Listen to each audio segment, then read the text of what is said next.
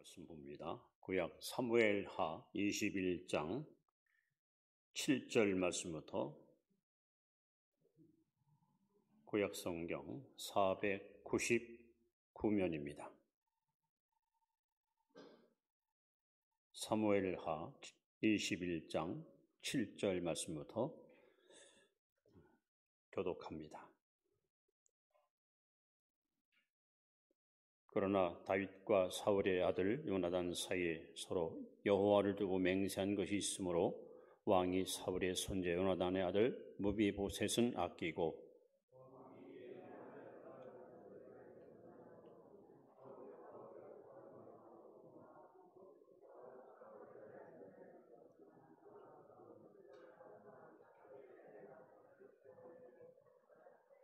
그들을 기브온 사람의 손에 넘기니 기브온 사람이 그들을 산 위에서 여호와 앞에 목매어 달매 그들 7사람이 동시에 죽으니 죽은 때는 곡식 베는 첫날 곧 보리를 비기 시작하는 때더라.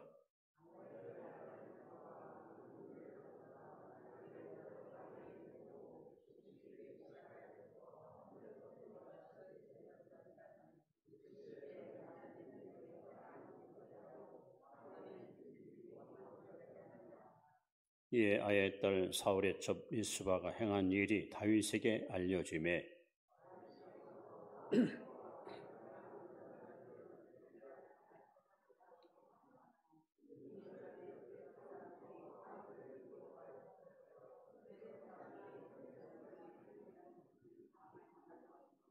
다윗이 그곳에서 사울의 뼈와 그의 아들 요나단의 뼈를 가지고 올라오매 사람들이 그 달려 죽은 자들의 뼈를 거두어다가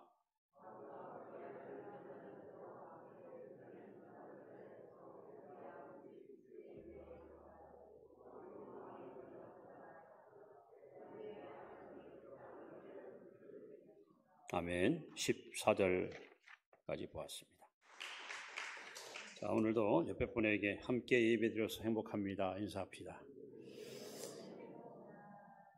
효도하고 삽시다.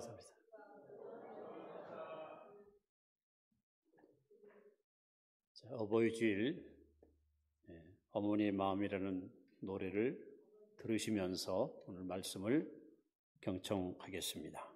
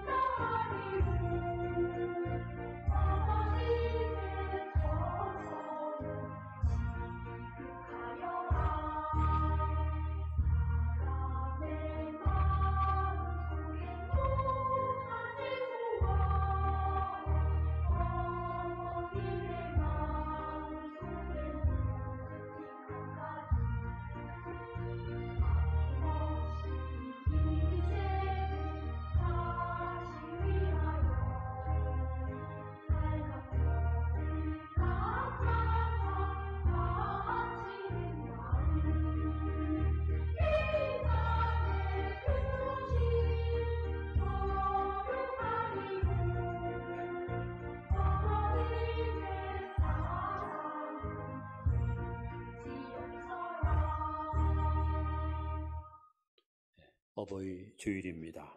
오늘은 숭고한 어머니 사랑, 이런 제목을 가지고 은혜를 나누려 합니다. 오늘 사무엘하 21장을 보시면 1절에 이렇게 써 있습니다. 다윗의 시대에 해를 거듭하여 3년 기근이 있으므로, 다윗 왕이 통치한 때에 이스라엘 나라에 3년 동안 비가 한 방울 오지 않는 극심한 기근이 찾아옵니다. 보통 백성의 죄 혹은 지도자의 죄로 인해서 하나님이 형벌로 기근이 오는 경우도 있지만은, 다윗은 하나님 앞에 정직한 왕이었고 하나님 앞에 합했던 임금이었습니다. 무슨 이유 때문에 3년 동안 비가 오지 않을지 몰라서 다윗은 하나님께 기도합니다. 하나님, 무슨 일 때문에 이 땅에 3년이나 기근이 계속 이행되고 있습니까? 그랬더니 하나님께서 뜻밖의 사울 왕이, 즉 선왕 사울 왕이 기브온 족속들을 무자비하게 살해했던 일. 이 기브온 족속들은 본래 가나안 원주민이었습니다.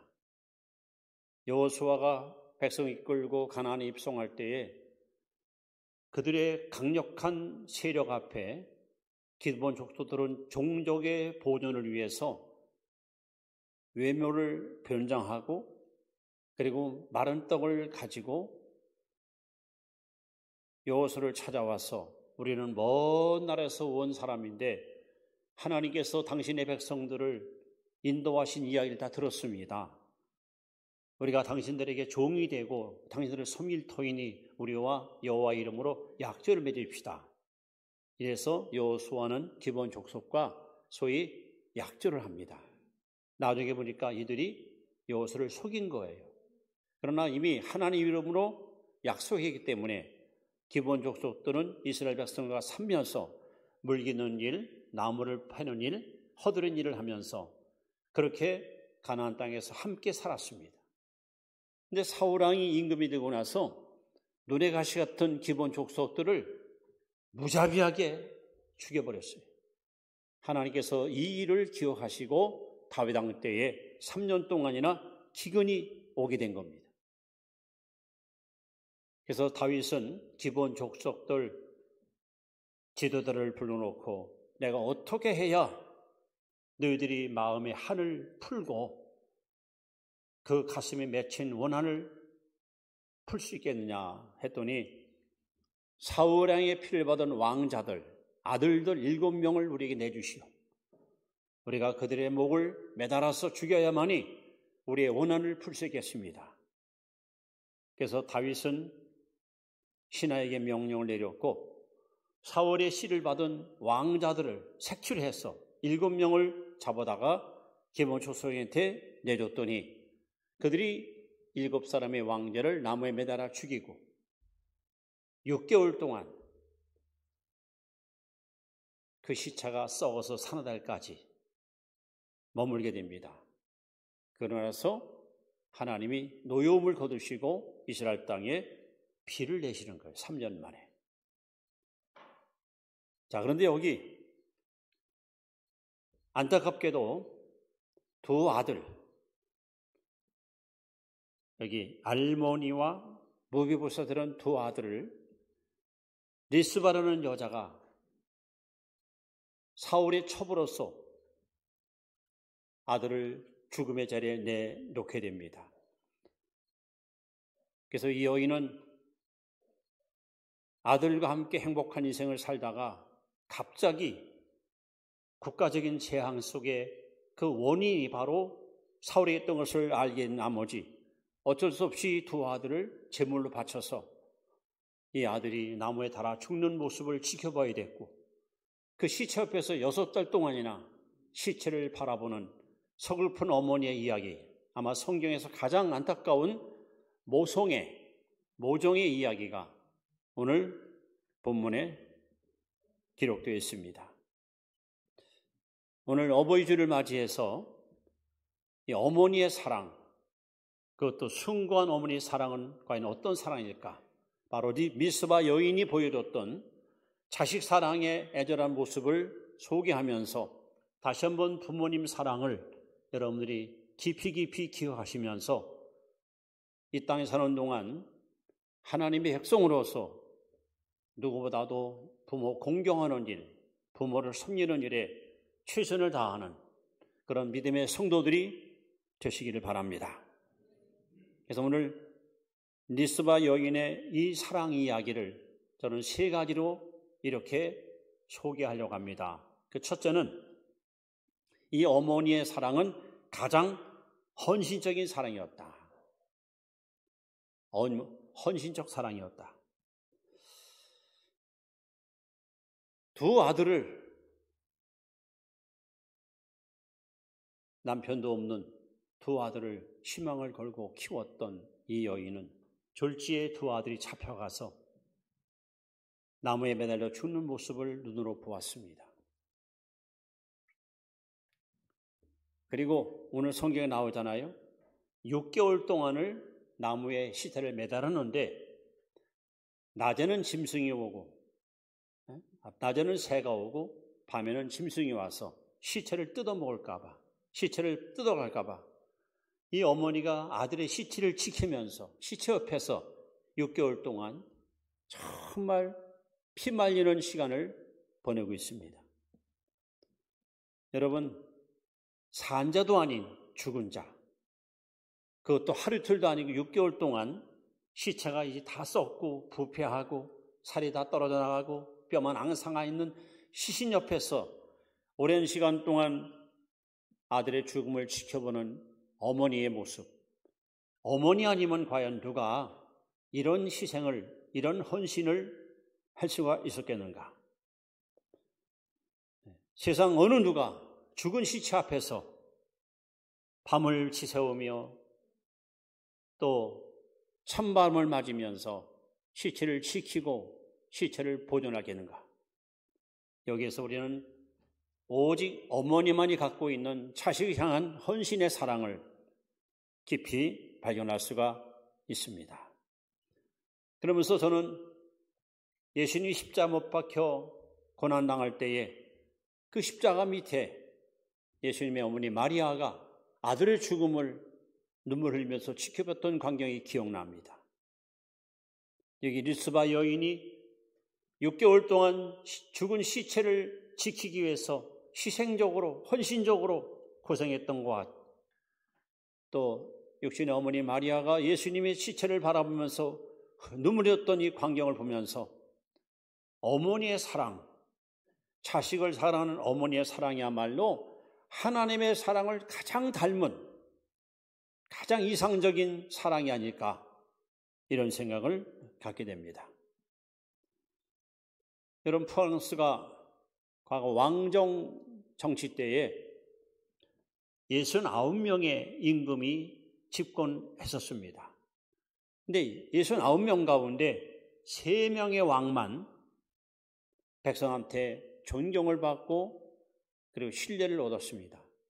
나머지 66명은 백성한테 별로 신뢰를 얻지 못했습니다. 그 원인이 뭔가를 확인해 봤더니 69명 가운데 3명의 왕은 어머니 품에서 컸어. 어머니 사랑을 받고 컸어요.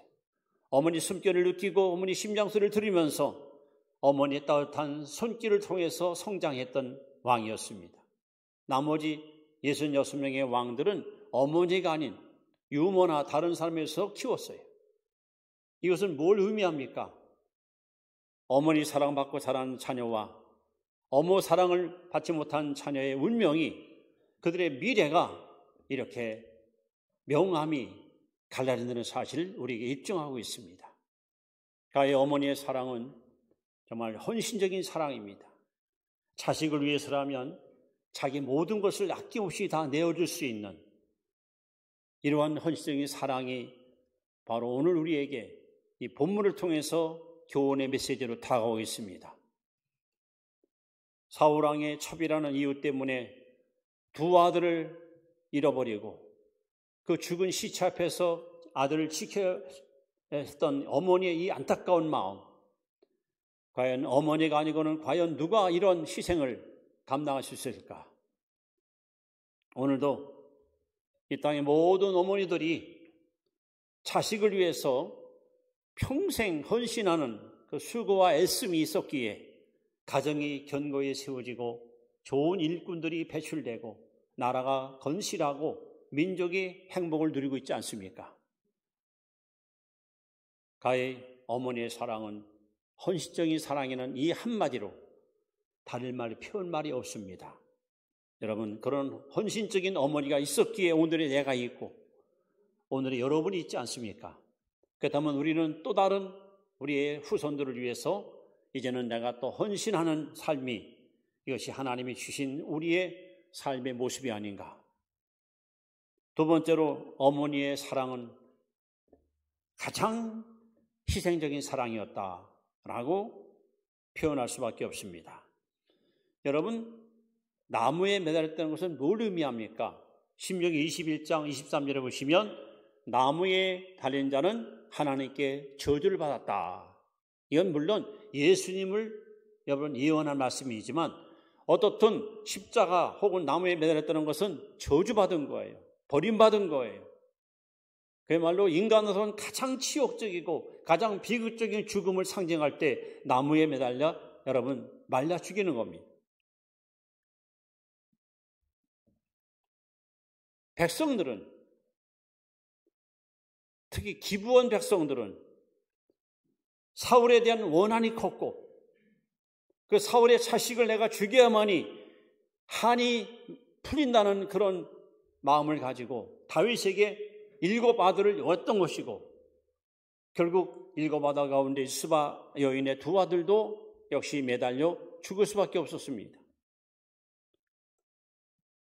이들은 기브온 백성에게는 원수 같은 존재지만 이 리스바 여인에게는 자기 생명보다 소중한 피부치였고 사랑하는 아들이었습니다.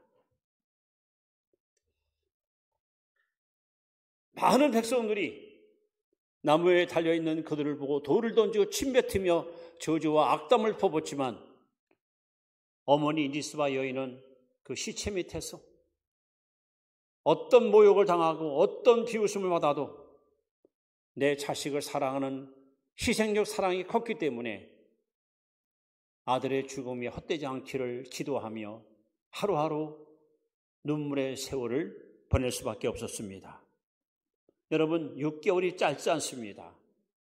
사람이 보통 임종하고 나면 사흘만 지나면 시신이 썩기 시작하는데 6개월 동안 매달아 놨으니 그 뜨거운 떼앞빛 속에서 시신은 산화돼 버리고 아마 뼈만 앙상에 남아있는 비참한 모습이었을 겁니다. 리스바 여인은 바로 그 아들의 죽음 옆에서 혹시 밤중에 짐승이 와서 시체를 뜯어먹을까 봐 눈을 부릅뜨고 아들의 시체를 지킵니다. 낮에는 독수리나 까마귀나 새들이 날아와서 아들의 시체를 또한 먹을까 봐 새를 쫓으면서 시신을 지키고 있습니다. 여러분, 이 세상 사람들이 추구하는 모든 사랑은 대부분 조건부적인 사랑입니다. 내가 너에게 이렇게 했으니까 나도 이렇게 받아야겠다. 거래하려고 하고 뭔가 계산하려고 합니다. 그러나 어머니 사랑은 조건이 없습니다. 아낌없이 어떤 조건도 없이 계산도 없이 자식에게 다 내어주는 사랑, 이 희생적인 사랑, 이것이 바로 오늘 리스바 여인이 보여준 어머니의 위대한 모습이 아닙니까? 오늘 저와 여러분들이 이 땅에서 이만큼 건강하게 행복을 누리는 것은 어느 누군가의 희생과 눈물과 수고 있을 때문에 오늘의 내 모습이 있지 않은가? 바로 그 주인공이 우리의 어머니, 우리의 부모님들 아니겠습니까? 세상 사람들은 이렇게 조건을 내세우고 심지어 오늘날 너무 이기적인 마음들이 팽배해서 자식에게까지 자기의 욕망의 도구로 이용하려는 그릇된 모습을 보고 있지만 우리 그리스도인 가정들은, 크리스찬 성도들은 십자가 사랑을 본받아서 조건 없이 자녀들을 사랑하여 여러분의 희생과 여러분의 수고가 절대로 헛되지 아니하여 이 시대를 이끌어가는 좋은 일꾼과 훌륭한 기둥들이 여러분 가문 속에서 많이 펼쳐져 있기를 주 이름으로 기대하며 축원합니다. 어머니의 사랑은 이게 헌신적인 사랑이었고 어머니의 사랑은 희생적인 사랑이었습니다. 이 단어밖에는 부모님의 사랑을 표현할 말이 없습니다. 그러나 가장 중요한 것은 오늘 세 번째, 바로 어머니의 사랑은 숭고한 사랑이었다.